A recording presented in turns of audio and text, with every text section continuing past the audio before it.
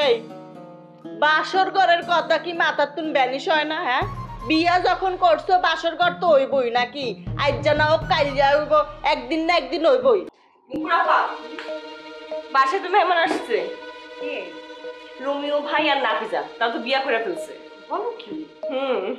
মা আমরা না ঢাকাতে ওদের বিয়ের ব্যবস্থা করতে চাইছিলাম, তোরা ঢাকায় তখন বিয়ে করলো না, এখন হুট করে বিয়ে করে আসলো কেন?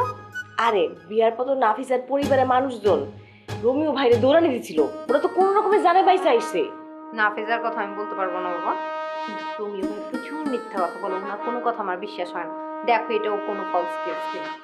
আরে না, আমাদের সাথে মিথ্যা বলবে না। কুসুম তো খাওয়ানোর কথা কিছু কই যায় না, আর তো মাথা ব্যথা করতেছে খিদার ঠেলায়। এত খাই খাই করতেছে কেন? কুসুম যখন ভিতরে গেছে অবশ্যই আমাদের জন্য খাবার দাবারের ব্যবস্থা করতেছে।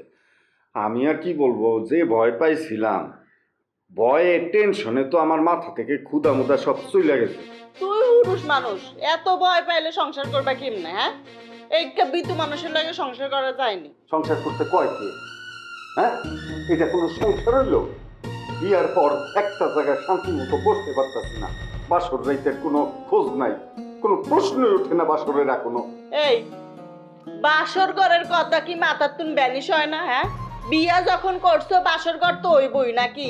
আজ জানা হোক কাল যাইব, একদিন না একদিন হইবই। এই কথা তোমার মাথার তুন যায় না? আন্তর্জাতিক খ্যাতি সম্পন্ন মেকআপ আর্টিস্ট রোমিও, সেই রোমিও বিয়ে করলো গোপনে কাজী অফিসে গিয়া। আমি কোনোভাবেই মানতে পারতেছি না। মানার দরকার কি? না মানে তুই গ্রামে চলে যাও, বেকেরে ঘোষণা দি ক আই নাফিজারে তালাক দি ফালাইছি, নাফিজা অনার বউ নাই। বেদবের মতো কথা কও না, মুখ সামলায় কথা কও। আমি রোমিও বিয়া যখন একবার করছি, তালাক দেওয়ার কোনো প্রশ্নই ওঠে না। আমি বুঝতেছি না এখন ওদের কি খাইতে দিব, মানে আমার না মাথায় ধরতেছে না। আরে মাথায় না ধরার কি আছে, এখন তো অলরেডি দুপুর হয়ে গেছে, যা রান্না আছে তাতে তো চলবে তাই না?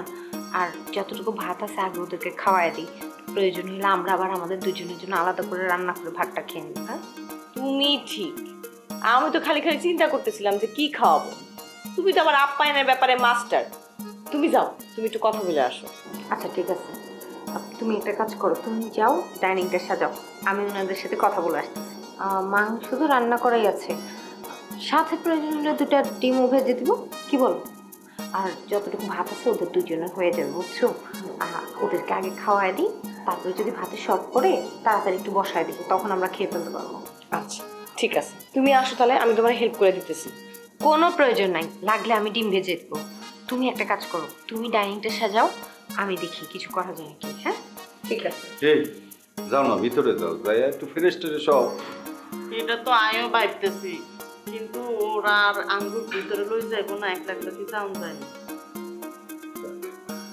এই যে রোমিও ভাই, কি সেই সে বিয়ে তো করলাই, শুধু আমাদেরকে মাঝখান দিয়ে আনন্দ ফুর্তিটা করতে দিলাম। আরে ফুর্তি করতে দিলাম না মানে? এই অপবাদ দিও না তো, এখন করো ভর্তি, আজকে করো, আজকে তো তোমাকে বাড়িতেই থাকতাছি। আরে সেটা তো থাকবেই। শোনো, আসছো অনেক টায়ার্ড হয়ে আসছো, একটু ফ্রেশ ট্রেশ হও, তারপর খাওয়া দাওয়া করো, তারপর আমোদ ফুর্তি। ওই যে কুসুম টেবিল সাজাচ্ছে তোমাদের জন্য। এই ভাবি, নিশ্চয়ই তোমার ক্ষুধা লাগছে?